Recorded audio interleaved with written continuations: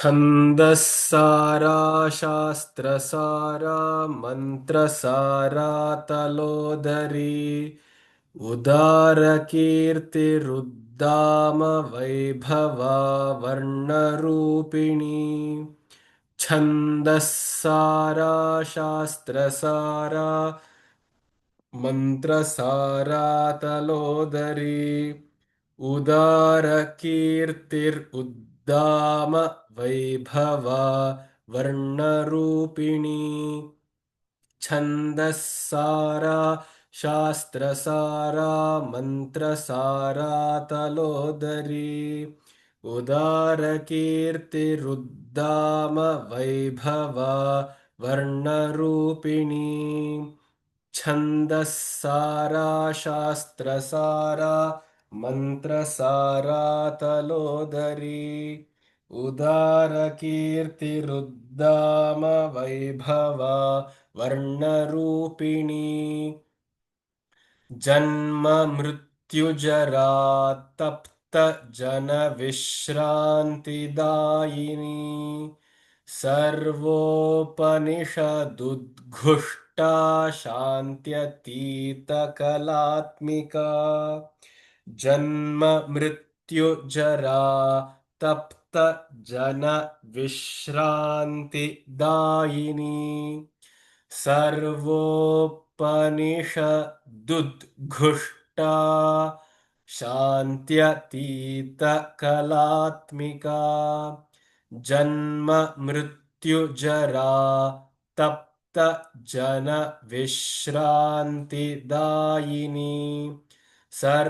सर्वोपनिषदुद्घुष्टा शान्त्यतीतकलात्मिका जन्म मृत्युजरा तप्त जन विश्रान्तिदायिनी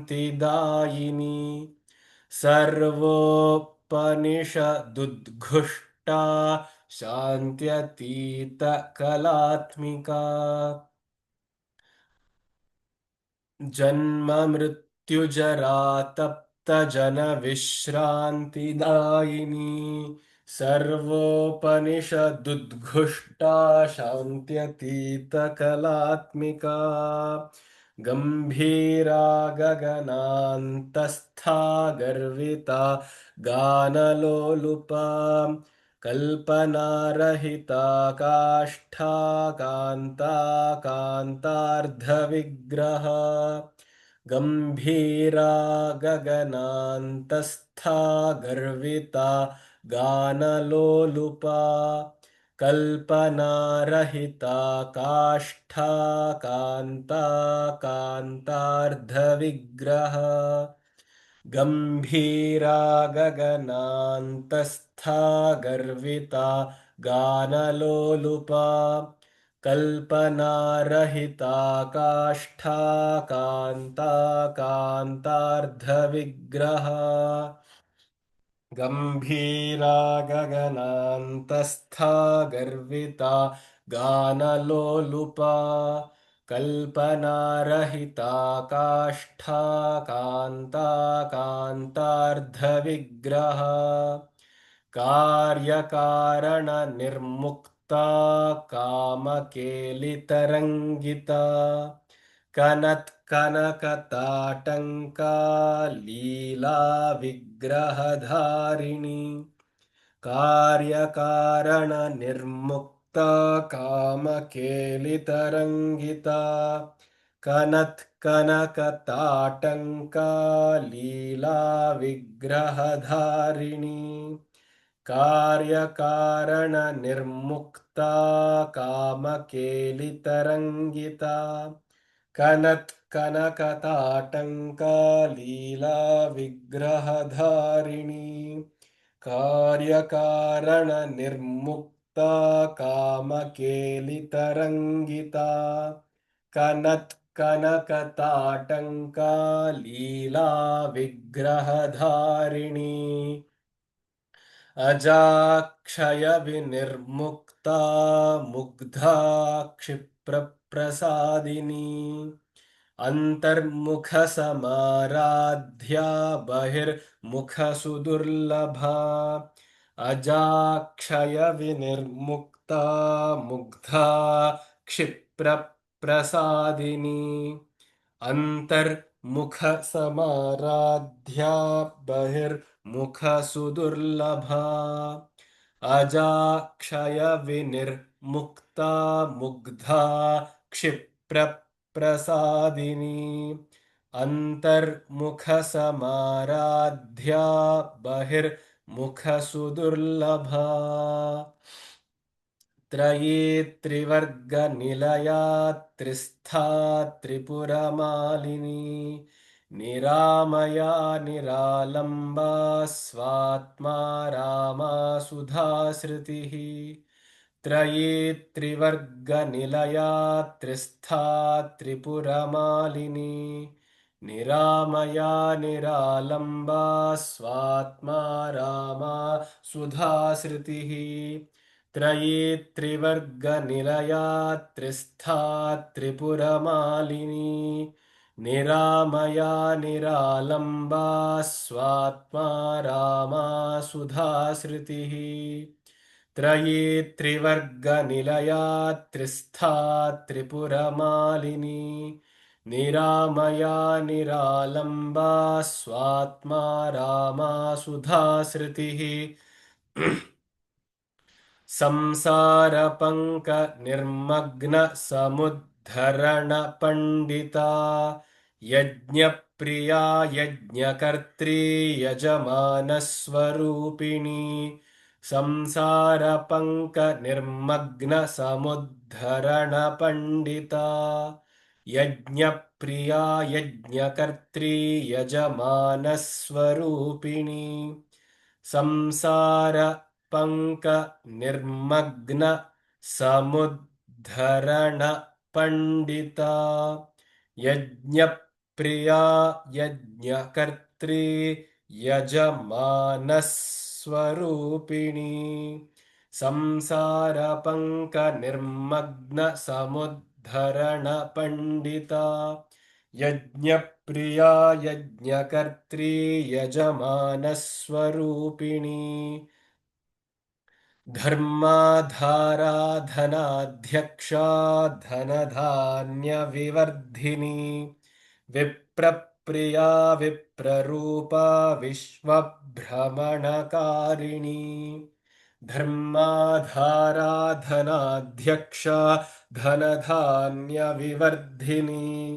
विप्रप्रिया विप्ररूपा विश्वभ्रमणकारिणी धर्माधाराधनाध्यक्षा धनधान्यविवर्धिनी विप्रप्रिया विप्ररूपा विश्वभ्रमणकारिणी धर्माधाराधनाध्यक्षा धनधान्यविवर्धिनी विप्रप्रिया विप्ररूपा विश्वभ्रमणकारिणी विश्वग्रासा विद्रुमाभा वैष्णवी विष्णुरूपिणी अयोनिर्योनिनिलया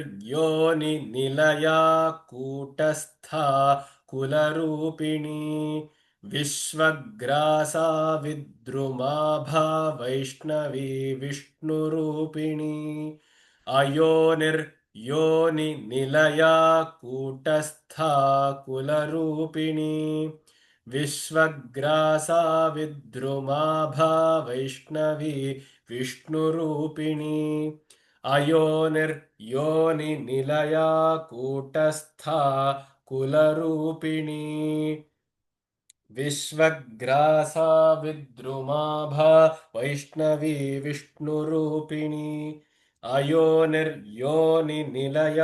कूटस्था कुलरूपिणी वीरगोष्ठी प्रिया वीरा नैष्कर्म्या नादरूपिणी विज्ञानकलना कल्या विदग्धा बैन्दवासना वीरगोष्ठी प्रिया वीरा नैष्कर्म्या नादरूपिणी विज्ञानकलना कल्या विदग्धा बैन्दवासना वीरगोष्ठीप्रिया वीरा नैष्कर्म्या नादरूपिणी विज्ञानकलना कल्या विदग्धा बैन्दवासना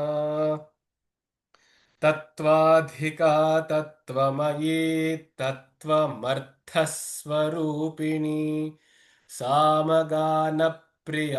सौम्या सदा शिवकुटुम्बिनी तत्त्वाधिका तत्त्वमयी तत्त्वमर्थस्वरूपिणी सामगानप्रिया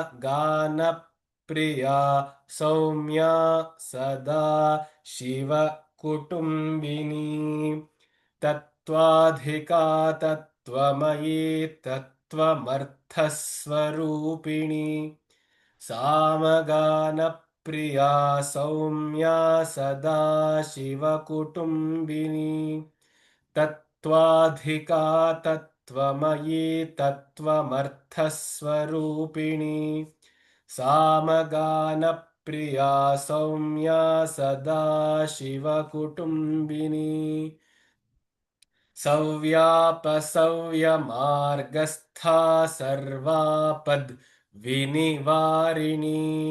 स्वस्था स्वभावमधुरा धीरा धीरसमर्चिता सव्यमार्गस्था सर्वापद्विनिवारिणी स्वस्था स्वभावमधुरा धीरा धीरसमर्चिता सव्यमार्गस्था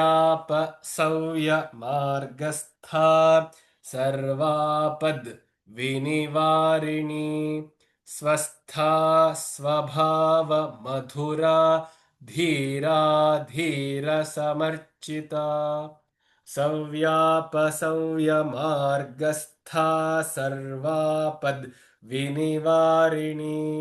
स्वस्था स्वभावमधुरा धीरा धीरसमर्चिता चैतन्यार्घ्यसमाराध्या चैतन्यकुसुमप्रिया सदोदिता सदा तुष्टा तरुणादित्यपाटला चैतन्यार्घ्यसमाराध्या चैतन्यकुसुमप्रिया सदोदिता सदा तुष्टा तरुणादित्यपाटला चैतन्यार्घ्यसमाराध्या चैतन्यकुसुमप्रिया सदोदिता सदा तुष्टा तरुणादित्यपाटला चैतन्यार्घ्यसमाराध्या चैतन्यकुसुमप्रिया सदोदिता सदा तुष्टा तरुणादित्यपाटला दक्षिणा दक्षिणाराध्या दरस्मेरमुखाम्बुजा कौलिनी केवला नर्घ्य कैवल्यपददायिनी दक्षिणा दक्षिणाराध्या दरस्मेरमुखाम्बुजा कौलिनी केवला नर्घ्य कैवल्यपददायिनी दक्षिणा दक्षिणाराध्या दरस्मेरमुखाम्बुजा कौलिनी केवला नर्घ्य कैवल्यपददायिनी दक्षिणा दक्षिणाराध्या दरस्मेरमुखाम्बुजा कौलिनी केवला नर्घ्य कैवल्यपददायिनी स्तोत्रप्रिया स्तुतिमती श्रुतिसंस्तुतवैभवा मनस्विनी मानवती महेशी मङ्गलाकृतिः स्तोत्रप्रिया प्रिया स्तुतिमती श्रुतिसंस्तुतवैभव मनस्विनी मानवती महेशी मङ्गलाकृतिः स्तोत्रप्रिया स्तुतिमती श्रुतिसंस्तुतवैभव मनस्विनी मानवती महेशी मङ्गलाकृतिः स्तोत्रप्रिया स्तुतिमती श्रुतिसंस्तुतवैभव मनस्विनी मानवती महेशी मङ्गलाकृतिः विश्वमाता जगद्धात्री विशालाक्षी विरागिणी प्रगल्भा परमोदारा परामोदा मनोमयी विश्वमाता जगद्धात्री विशालाक्षी विरागिणी प्रगल्भा परमोदारा परामोदा मनोमयी विश्वमाता जगद्धात्री विशालाक्षी विरागिणी प्रगल्भा परमोदारा परामोदा मनोमयी व्योमकेशी विमानस्था वज्रिणी वामकेश्वरी पञ्चयज्ञप्रिया पञ्चप्रेतमञ्चाधिशायिनी व्योमकेशी विमानस्था वज्रिणी वामकेश्वरी पञ्चयज्ञप्रिया पञ्चप्रेतमञ्चाधिशायिनी व्योमकेशी विमानस्था वज्रिणी वामकेश्वरी पञ्चयज्ञप्रिया पञ्चप्रेतमञ्चाधिशायिनी व्योमकेशी विमानस्था वज्रिणी वामकेश्वरी पञ्चयज्ञप्रिया पञ्चप्रेतमञ्चाधिशायिनी व्योमकेशी विमानस्था वज्रिणी वामकेश्वरी पञ्चयज्ञप्रिया पञ्चप्रेतमञ्चाधिशायिनी पञ्चमी पञ्चभूतेशी पञ्चसङ्ख्योपचारिणी शाश्वती शाश्वतैश्वर्या शर्मदा शम्भुमोहिनी पञ्चमी पञ्चभूतेशी पञ्चसङ्ख्योपचारिणी शाश्वती शाश्वतैश्वर्या शर्मदा शम्भुमोहिनी पञ्चमी पञ्चभूतेशी पञ्चसङ्ख्योपचारिणी शाश्वती शाश्वतैश्वर्या शर्मदा शम्भुमोहिनी पञ्चमी पञ्चभूतेशी पञ्चसङ्ख्योपचारिणी शाश्वती शाश्वतैश्वर्या शर्मदा शम्भुमोहिनी धराधरसुता धन्या धर्मिणी धर्मवर्धिनी लोकातीता गुणातीता सर्वातीता शमात्मिका धराधरसुता धन्या धर्मिणी धर्मवर्धिनी लोकातीता गुणातीता सर्वातीता शमात्मिका धराधरसुता धन्या धर्मिणी धर्मवर्धिनी लोकातीता गुणातीता सर्वातीता शमात्मिका बन्धूककुसुमप्रख्या बाला लीला विनोदिनी सुमङ्गली सुखकरी सुवेषाढ्या सुवासिनी बन्धूककुसुमप्रख्या बाला लीला विनोदिनी सुमङ्गली सुखकरी सुवेषाढ्या सुवासिनी बन्धूककुसुमप्रख्या बाला लीला विनोदिनी सुमङ्गली सुखकरी सुवेषाढ्या सुवासिनी बन्धूककुसुमप्रख्या बाला लीला विनोदिनी सुमङ्गली सुखकरी सुवेषाढ्या सुवासिनी सुवासिन्यर्चनप्रीता शोभना शुद्धमानसा बिन्दुतर्पणसन्तुष्टा पूर्वजा त्रिपुराम्बिका सुवासिन्यर्चनप्रीता शोभना शुद्धमानसा बिन्दुतर्पणसन्तुष्टा पूर्वजा Tripurambika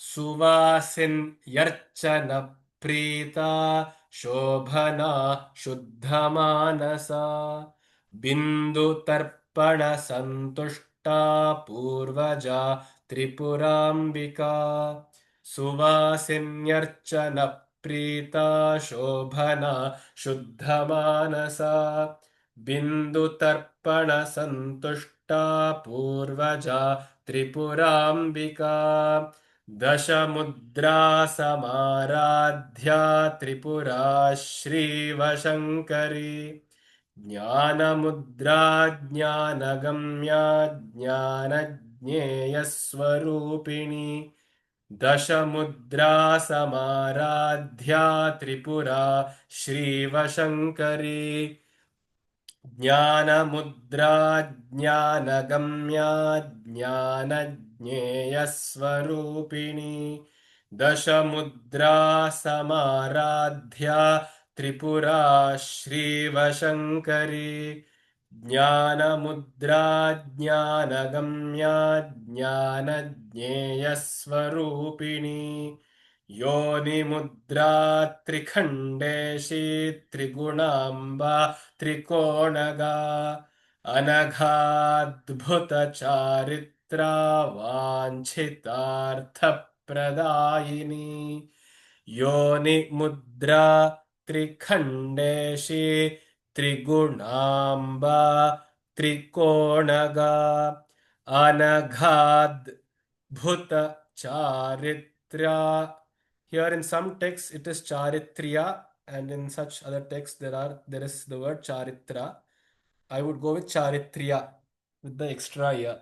Anaghadbhuta charitriya vanchitartha pradayini yoni mudra trikhandeshi trigunamba trikonaga anaghad भूतचारित्र्या वाञ्छितार्थप्रदायिनी योनिमुद्रा त्रिखण्डेशी त्रिगुणाम्बा त्रिकोणगा अनघाद्भुतचारित्र्या वाञ्छितार्थप्रदायिनी योनिमुद्रा त्रिखण्डेशी त्रिगुणाम्बा त्रिकोणगा अनघाद्भुतचारित्र्या वाञ्छितार्थप्रदायिनी अभ्यासातिशयज्ञाता षडध्वातीतरूपिणी अव्याजकरुणा मूर्तिरज्ञानध्वान्तदीपिका अभ्यासातिशयज्ञाता षडध्वातीतरूपिणी अव्याजकरुणा मूर्तिरज्ञानध्वान्तदीपिका अभ्यासातिशयज्ञाता षडध्वातीतरूपिणी अव्याजकरुणा मूर्तिरज्ञानध्वान्तदीपिका अभ्यासातिशयज्ञाता षडध्वातीतरूपिणी अव्याजकरुणामूर्तिरज्ञानध्वान्तदीपिका आबालगोपविदिता सर्वानुल्लङ्घ्य शासना श्रीचक्रराजनिलया श्रीमत्त्रिपुरसुन्दरी आबालगोपविदिता सर्वानुल्लङ्घ्य शासना श्रीचक्रराजनिलया श्रीमत्त्रिपुरसुन्दरी आबालगोपविदिता सर्वानुल्लङ्घ्य शासना श्रीचक्रराजनिलया श्रीमत्त्रिपुरसुन्दरी आबालगोपविदिता सर्वानुल्लङ्घ्य शासना श्रीचक्रराजनिलया श्रीमत्त्रिपुरसुन्दरी आबालगोपविदिता सर्वानुल्लङ्घ्य शासना श्रीचक्रराजनिलया श्रीमत्त्रिपुरसुन्दरी श्रीशिवा शिवशक्त्यैक्यरूपिणी Lalithambika एवं श्रीललिता देव्या नाम्नां साहस्रकञ्जगुः श्रीशिवा शिवशक्त्यैक्यरूपिणी ललिताम्बिका एवं श्रीललिता देव्या नाम्नां साहस्रकं जगुः श्रीशिवा शिवशक्त्यैक्यरूपिणी ललिताम्बिका एवं श्रीललिता देव्या नाम्नां साहस्रकं जगुः श्रीशिवा शिवशक्त्यैक्यरूपिणी ललिताम्बिका एवं श्रीललिता देव्या नाम्नां साहस्रकं जगुः श्रीशिवा शिवशक्त्यैक्यरूपिणी ललिताम्बिका एवं श्रीललिता देव्या नाम्नां साहस्रकं जगुः इति श्रीब्रह्माण्डपुराणे उत्तरखण्डे श्रीहयग्रीवागस्त्यसंवादे श्रीललिता रहस्यनामसाहस्रस्तोत्रकथनं नाम द्वितीयोऽध्यायः इति श्रीब्रह्माण्डपुराणे उत्तरखण्डे श्रीहयग्रीवागस्त्यसंवादे श्रीललिता रहस्यनामसाहस्रस्तोत्रकथनं नाम द्वितीयोऽध्यायः.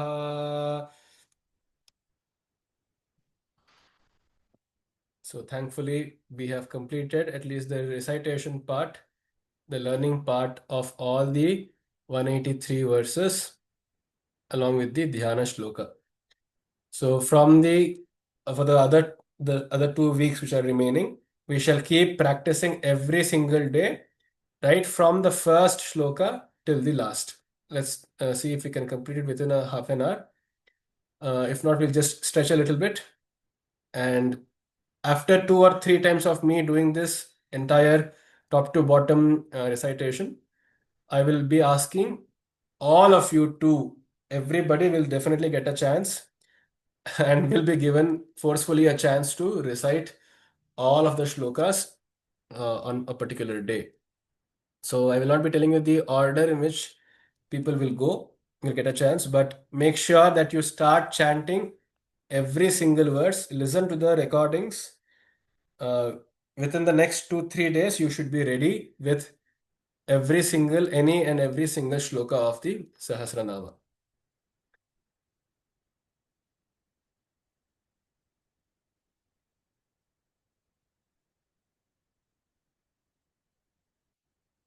Where had we stopped?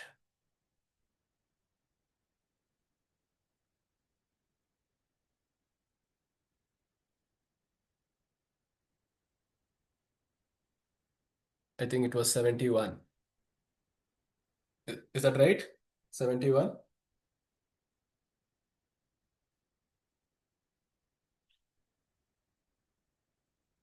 We had finally discussed how she wears a girdle of tinkling and jingling bells around her waist. Continuing forward, Rama Rakendu Vadana Ratirupa Ratipriya Rakshakari Rakshasagni Rama Ramana Lampata. This entire shloka revolves with, I mean, it has a very beautiful alliteration with the word Ra, and so was the previous shloka too. So Rama is, of course, the wife of the spouse of Vishnu, Rama. She is Lakshmi. Rakendu Vadana. Raka Indu Vadana. Raka is a full moon. Raka Indu Vadana is the face which is glowing with the rays of a full moon. So that's called Rakendu Vadana. Rati Rupa. She is of the form of Rati, which is uh, the desire for enjoyment. It's called Rati, of pleasure. She is the form of pleasure. Rati Priya, and she likes pleasure herself too. She is not just the desire for pleasure, but she is a person. She embodies people who uh, lust after things, after people, who lust after, who crave a certain position, status, money, whatever it may be. But she represents such people too. Rakshakari. She is the not just the person who desires, but she also protects. Rakshakari. Rakshasagni, the destroyer of Rakshasas. Rama, the female counterpart, the feminine energy which resides within Rama is called Rama. And so we usually don't associate Rama with any feminine qualities. We say he is Maryada Purushottama. But however, there is definitely, which is not much talked about, a feminine side to Rama too. And in many places in the actual Ramayana, we have seen soft moments of Rama where he is tender, he has a very beautiful romance with Sita. He shows compassion very often, and soft moments, tender moments of bhakti. He himself shows towards Shiva, be it in the episode of Rameshwara, or of him being very gentle and kind towards the vana animals, the animals of the forest, and so on and so forth. So, in his role as a king, of course, he has to be very masculine, but in the other parts of his day, he does show his feminine qualities too. So she represents that Rama. Ramana Lampata. Ramana is, to put it very crudely, it is sex. Ramana is sex. Sex. Ramana Lampata is one who is very promiscuous, one who has a very high libido, and one who is very, uh, you know, who tries to fulfill the inner void through addiction with lust, with sex. So that is called a Ramana Lampata. She represents such people in the society too, who are drawn or in fact addicted to uh, desire, lust, and sex. Ramana Lampata. So one may question, how is it that Devi can be so-called impure? That how can she be compared to some lay woman or a lay man who may have a very high libido? So this is a very important point because so far we have been only seeing about the um, so-called good qualities, some appreciable qualities, something which is anavadya, something which cannot be questioned or which cannot be condemned. However, she representing the entire universe itself. And we have seen this similarly in the Shiva Sahasranama sessions too, how he represents both sides of the spectrum. He represents the entire spectrum itself is he, or in this case, she. So every single person or entity or creature on this spectrum, she already is. And therefore, by calling her Ramana Lampata, it's not a disgrace or a disparaging remark we are making to her. We are in fact admiring how this wonderful nature of desire operates in people, in creatures too. In fact, even creatures, it's not just humans. Even creatures sometimes when they come into a period of heat, like a masculine bull or be it a cow or seahorses, dolphins, they all have very great libido in them. And especially during the heat period, they go about frantically looking for partners. And this is by nature itself, the design of nature itself. And so she represents such an aspect of nature which is actively involved in fulfilling the inner void by pleasuring oneself. And as a bonus, the body fluids may contribute to the birth of the next offspring. So she is a Ramana Lampad. She represents that aspect too. So we are not judging her. And here, of course, by equating her to the entire spectrum, we must therefore, we are therefore forced to view Lalita not with a very narrow lens of our morality, but with a very wider, uh, more holistic and inclusive perspective of God itself. Kamya Kama Kala Rupa Kadamba Kusuma Priya. She is that which is desirable, that which is worthy of being which is worthy of craving, which is worthy of longing. Kamya Kama Kala Rupa. And once again, she is of the art of seduction, Kama Kala, the art of seduction, the art of wooing, the art of romance, and the entire foreplay and courting of people. So, courting of partners. So, she represents all of that. Kadamba Kusuma Priya. She loves the Kusuma. I think I had sent a picture of the Kadamba flower on the group. So, please do refer to it back. And she is totally amazed and attached to the flowers of Kadamba. In fact, to the Kadamba Vana itself, as well as to the flowers of it. Kadamba Kusuma Priya. Kalyani, she is very auspicious. Kalyani. Jagati Kanda, she is uh, the root. Kanda here refers to roots or stems, which have the juices and fat and nutrients stored in them. That is called kanda. We say kanda, mula, phala, etc. Right? So it's like the tuber. Potato is called a kanda. So she is the potato of the world.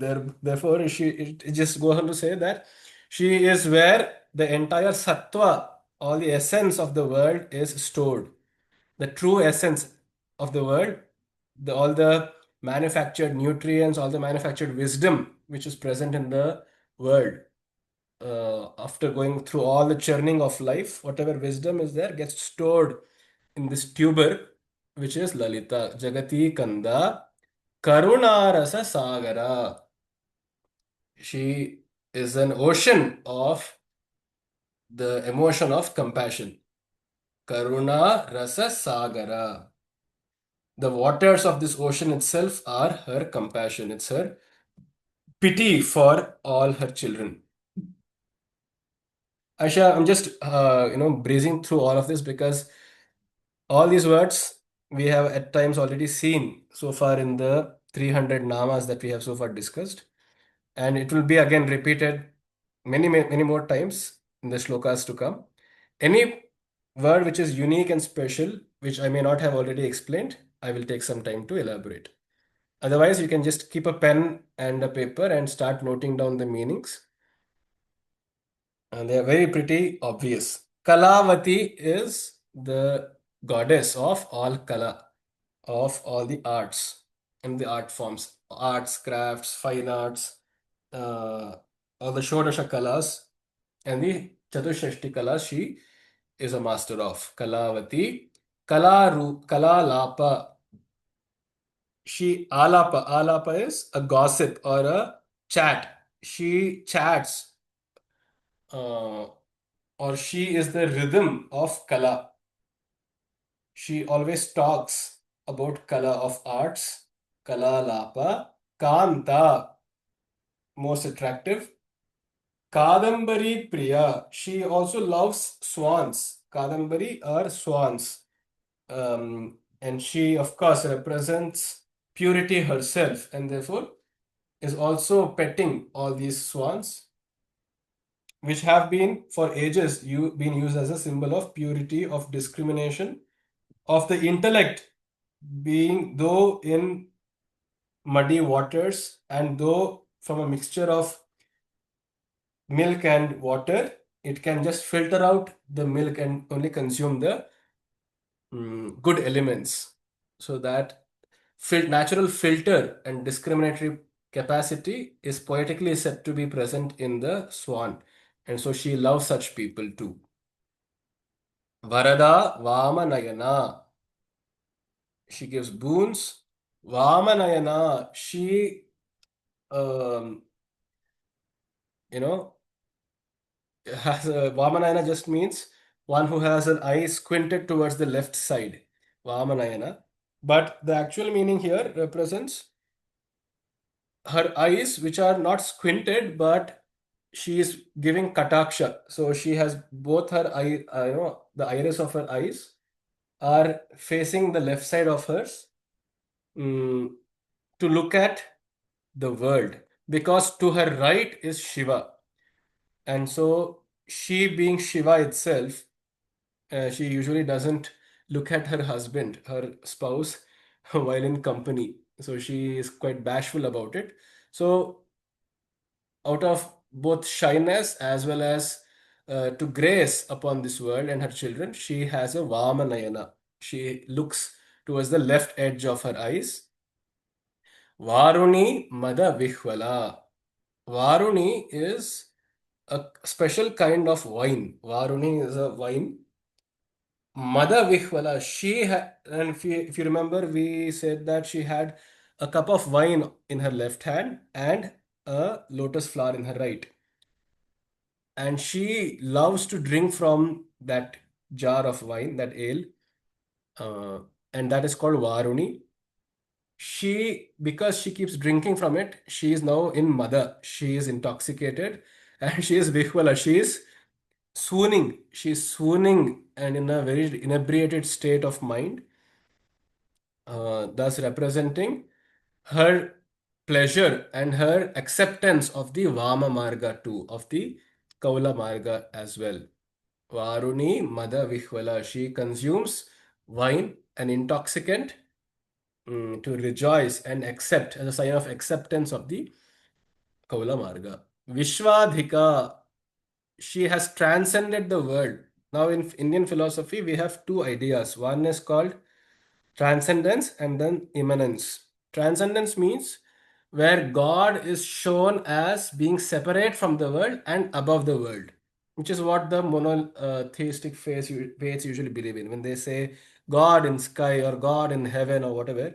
So they are trying to say God is separate, the world is separate, and He is like a manager looking after the world. But that is being said to be transcendent. But immanent is when the Oriental philosophies, that is how the Oriental philosophies envision God to be. That is to be one with the universe. That is said to be immanence. That is where the entire universe itself is as good as being the body of God.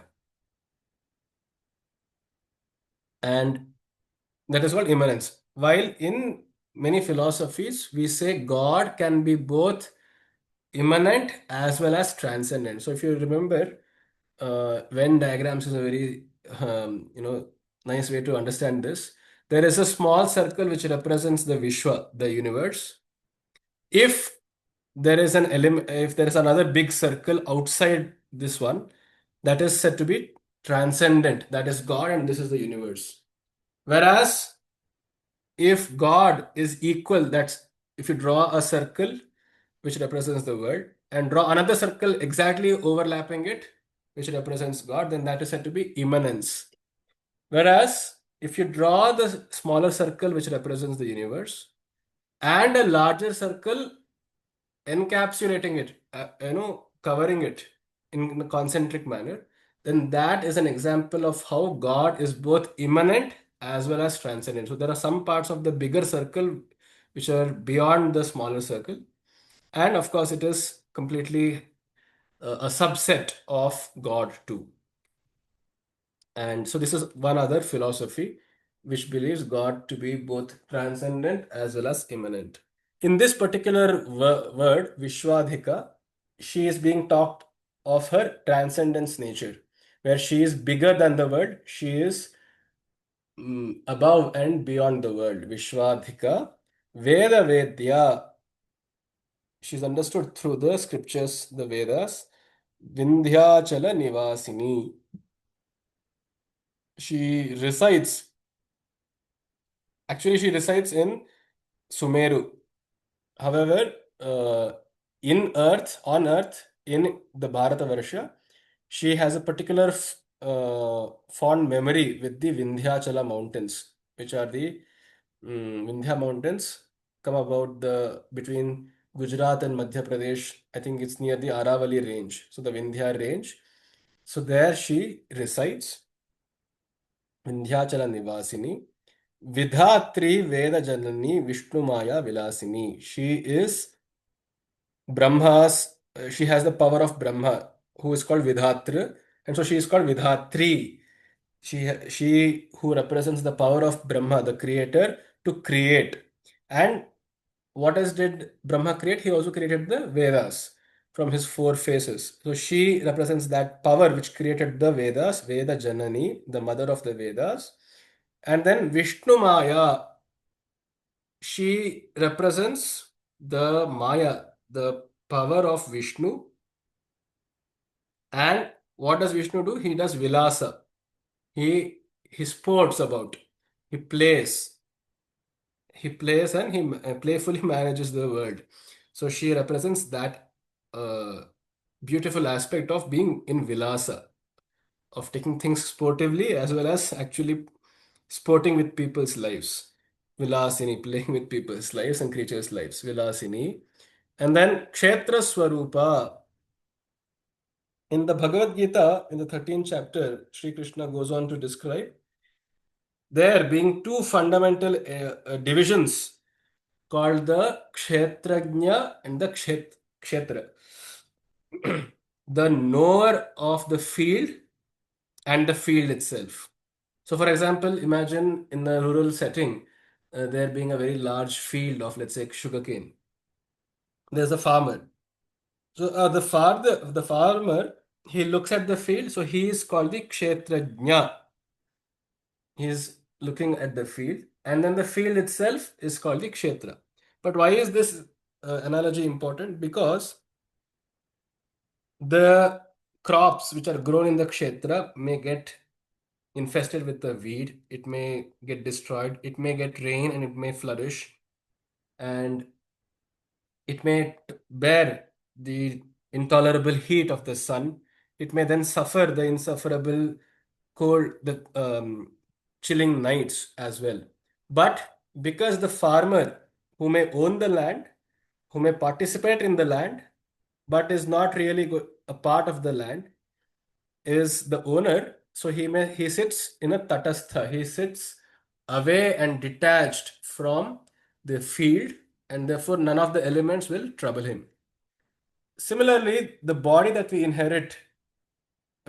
inherited from our parents and from the earth around us and by the food that we eat, that is said to be the kshetra. And even the mind, it's something very baffling because Sri Krishna says that jnana, apohana, etc., all the thoughts are also actually just a part of the field because these are also present courtesy of information which have come from the world outside. So if a person, hypothetically speaking, were to never ever interact with any other person in the world or with any creature, we would of course imagine it to be dumb, that person to be dumb, having literally not even being able to recognize himself. So all the information, thoughts, memories, future ambitions, imagination, all of this comes only because of information and some conventions and hypotheses outside from the society. That is why we say raising a child. Why? Because the child starts from level zero, right? When we somehow intuitively understand that the child starts at zero, and so you have to make him grow physically by adding food and water and milk into his body, his or her body, and by sending him to school, teaching him ABCD, teaching him this is you, this is I, this is mama, this is papa, this is amma, and all of that. Otherwise, it would not learn on its own, right? So all this information, right from childhood, from infancy, we have been inputted. And so by simple way of understanding, we would understand that we in ourselves are actually even now at zero. If we subtract all the knowledge, all the societal conditioning, and the food from our body, if we remove all of it, we are just still back to our that state which was present as soon as we were born, that which is life itself. So that is the kshetrajna, the looker, the onlooker, the witness of the body. Whereas this thing that I am Sudarshan, I am saying something here, I am reading the Lalita Sahasranama, all of that, including the notion that I have of myself. Oh, I studied here, I did this, I am doing this, etc. This story that we create about ourselves, this narrative, is also still a societal conditioning, they say. And if we truly were to remove all of it, we would come to a state of being the Kshetrajna, which is the first step, Sri Krishna says, in the spiritual journey. Just imagine to remove all of our mental conditioning and detach ourselves from the body. All that effort to just take the first step. And then he says, then there is a third person, Dvavimo Purusho Loke, Ksharaha cha Akshara eva cha, Ksharas Sarvani Bhutani, Kutasthoksara Uchyate, Uttamah Purushastvanyah Paramatmetyudahrataha, Yo Lokatrayamavishya Bibhartyavya Ishvaraha. यस्मात् क्षरमतीतोऽहम् अक्षरादपि चोत्तमः अतोऽस्मि लोके वेदे च प्रथितः पुरुषोत्तमः. So then he says this kshetra, this is the kshara, which is the temporal, space and time bound, causation bound material, both the mind and the body. If a person, the soul itself, truly detaches from all of this conditioning and can still remain on its own, it is at the state of the akshara, of the uh, Kutastha, the onlooker, the witness, the bystander. And then further on, through wisdom or through the will of God or through the grace of the Guru, whatever you may call it, the Kutastha, which is the Akshara, which is the self as we call it, would somehow deepen in its own identity and start. And as the detachment towards the Kshara, which is the body and the mind, grows, it becomes larger and larger and closer towards the third and the highest level, which is the Uttamaha Purushaha, the Purusha Uttama, the supreme self. So it will start the journey then, or in this case, of Lalita, towards Lalita. So she is Kshetra Swarupa. She represents that physical, material, and mental world, which is called the field. And then there is an experiencer of the field, the owner of the field, called the Kshetreshi. She is that. And then Kshetra Kshetrajna Palini. And then there is also the Paramatma, who is the bystander to the bystander itself, the onlooker of the onlooker, the witness of the witness. So the supreme witness, you could call it the supreme self or Paramatma, whatever. And she is that because that Paramatma governs Palini. It governs both the kshetra as well as the kshetrajna, both the subject as well as the object, both the Purusha and the Prakriti. So that at that state, you may call it Brahman, Paramatma, whatever, is Lalita. Kshaya Vriddhi Vinirmukta Kshetrapala Samarchita. She at that level is free of Vinirmukta. She is free, she is unshackled, she is unbound and unlimited by both the energies which are diminishing, Kshaya, or with raises in the energy. So all of our lives we can uh, visualize as being interactions of energy and entropy. Entropy is what makes us, is the force which destroys, which dissolves, which uh, causes things to separate away, whereas energy is something which will help, which is needed to bring things together.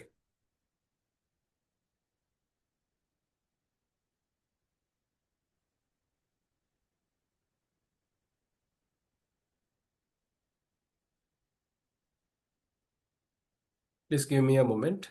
I may have gotten logged out.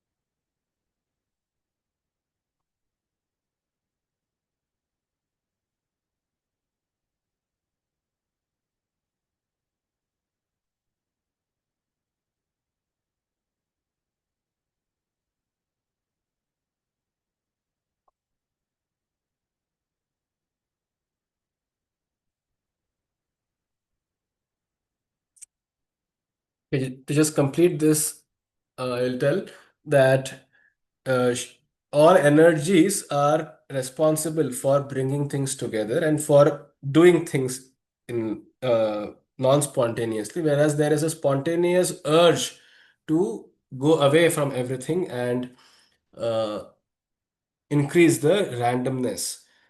So that is Kshaya and Vriddhi, energy and entropy. She is completely removed out of the idea of the plane and realm where these two opposing forces, antagonistic forces operate. And Kshetrapala Samarchita.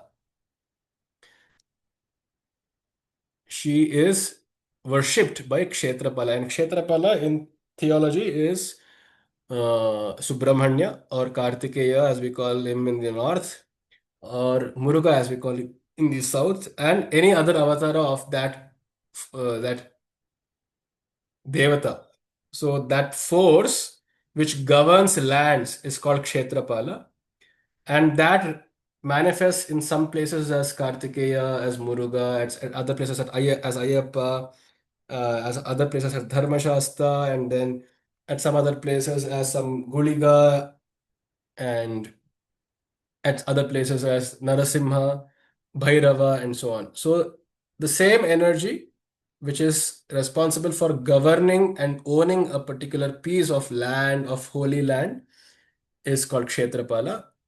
And she is worshipped by all such devatas who are Kshetrapalas. Astu, let us stop here. We shall meet once again tomorrow with a new set of shlokas for discussing their meanings and doing manana of the meanings in greater depth. धन्यवादः